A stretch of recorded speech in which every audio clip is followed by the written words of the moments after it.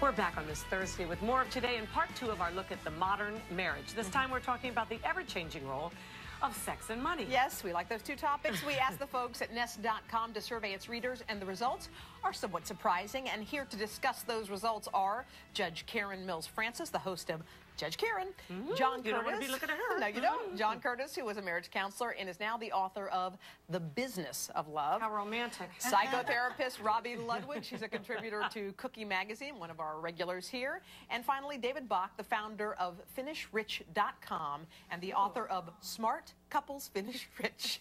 Welcome to everybody. I wonder if that's possible in today's world. All right, so we start off with one of the survey questions, and we learned that 70% of couples have seriously talked about finances before they get married. Well, is that surprising? Absolutely. Is that a high number or low number? Marriage is a business now. It's not about love anymore. What's love got to do with it? Weren't you just saying that? Marriage was not about love. Exactly. It was about a business. It's a business proposition. It's a financial contract. Yes. People always think of money as romantic, but the reality is when you get married, it's the ultimate financial contract. You would be insane to get married and not talk about money. You should not only look at money, but if you are wise, you have to realistically look at the lifestyle you are choosing, because if you are not going to get the life you want, you're going to be feel deprived. When you're in love, though, let's be real. When you're in love, you can't see you don't think about all that stuff. Marriage is an institution for the blind. You know that. But you got to talk about money because it's also a symbol too. It's one of those things like in the old days, traditional relationships. It's power over. I got the money and you don't. Nowadays, it's about equality. You got to talk about money. That's what most couples argue about. Money. More than anything else. Right. Who is it that said it's in your vows you should also have till debt do us part? And here's what happens. We marry our financial opposite. So a lot of times we think it's sexual chemistry. True. You see somebody walk across the bar and you go, oh my God, they're gorgeous. No, you just found somebody that's the exact opposite of you. So if you like to spend money, you're going to be attracted to somebody who likes to save money. That's why. Good, hopefully. Well, it can be good or it can be very bad. So here's what couples need to do. They need to have what I call a money date. Now, this is how you make money romantic, okay? I want to hear that.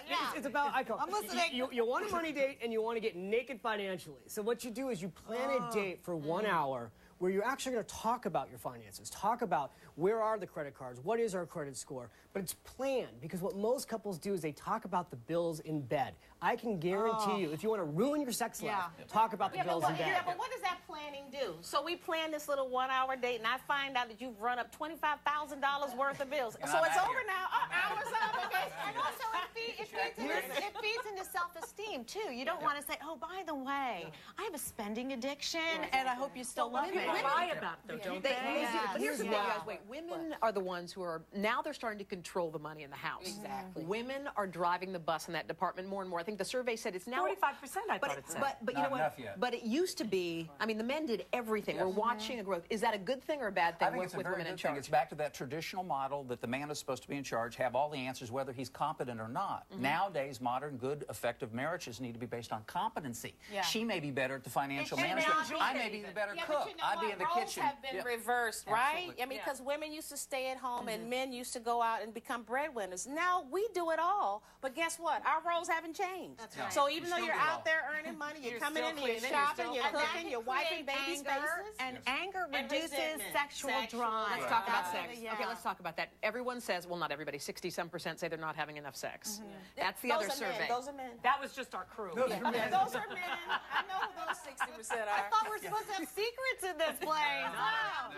Robbie, what do you think about that? 60-some% of women, or of people say they're not having enough sex. Well, I think it also, it's not just about sexual urges. Basically, if you are having a healthy sexual life, you're saying, you know what, I'm being recognized, I'm being desired, I'm being wanted, and I'm not just living with my roommate. So I think people think, and appropriately so, if I have a healthy sex life, I'm with the right person. But it takes time. And nobody has enough time in their life now. But you also have to have a good relationship. If you have money problems, if you can't pay the mortgage, if you can't find a good babysitter, you're not communicating, you're not going to have good sex. No, you're not. What happens in marriage is you have roadblocks to sex. So one of those roadblocks is actually fighting about money. What's happening with this really difficult economy where people are seeing their net worths drop in half is they're coming home so stressed because they're worried about losing their job and paying their bills.